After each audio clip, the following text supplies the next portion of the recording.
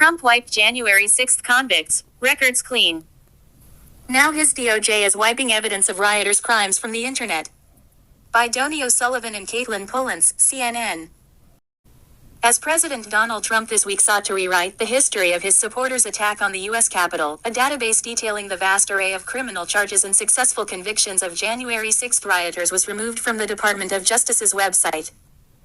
The searchable database served as an easily accessible and up-to-date repository of all January 6, 2021, cases prosecuted by the U.S. Attorney's Office for the District of Columbia. The removal of the comprehensive website cataloging the largest criminal investigation in modern department history coincides with Trump's decision to pardon all convicted January 6 defendants.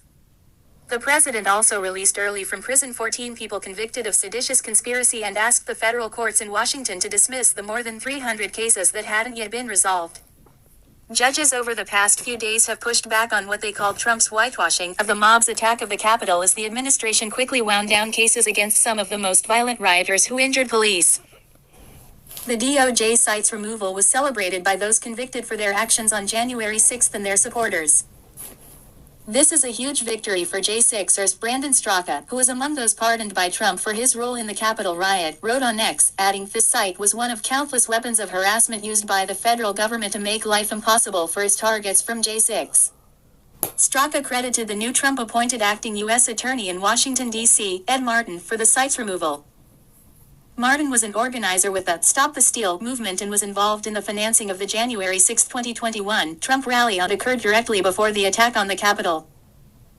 Straka wrote that he had campaigned for the site's removal because every time a potential employer, landlord, new social or business contact, etc., would search somebody targeted for J6, they would read a dossier on each person filled with FBI and FOJ accusations and narratives that were never proven, along with links to documents with even more damaging allegations.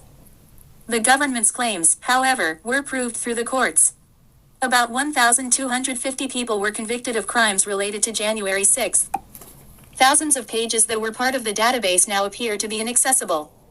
Details of January 6 cases are still accessible on the DOJ's website in the form of press releases about charges and convictions.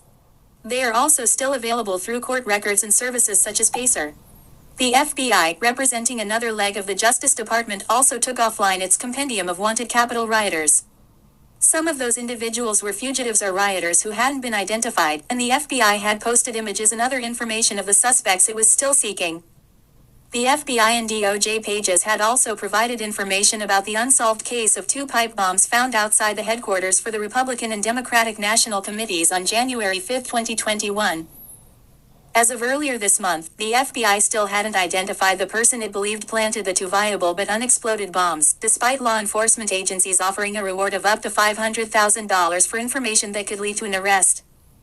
While the FBI's U.S. Capitol Violence Most Wanted webpage is now down, news releases and its Seeking Information page from the agency with details about the pipe bomb suspect specifically and the reward offer are still available online.